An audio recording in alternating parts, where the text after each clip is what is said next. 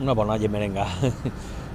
No sé com definir-te, jo te puc dir que és el que fem nosaltres. Nosaltres és un producte tradicional que consta de llet, sucre, corfa de llima i canella.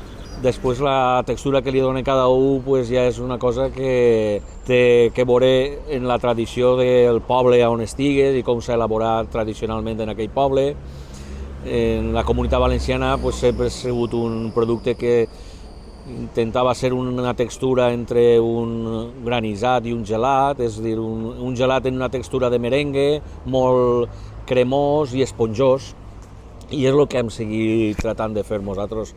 És un producte tradicional que ha anat evolucionant perquè la maquinària evoluciona i les tecnologies ara són diferents, però la base és un producte tradicional de tota la vida.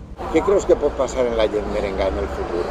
Pues que s'acabarà, que se perdrà, conforme s'ha acabat l'allioli en el morter en els bars i que s'han acabat totes les coses tradicionals i tot evoluciona i tot va a massificar la producció. Anem a pensar que en les cases es puga fer cada un en sa casa i que ho facin de forma tradicional. Si en els establiments se va perdent, pues per lo menos que en casa es puga fer de forma tradicional.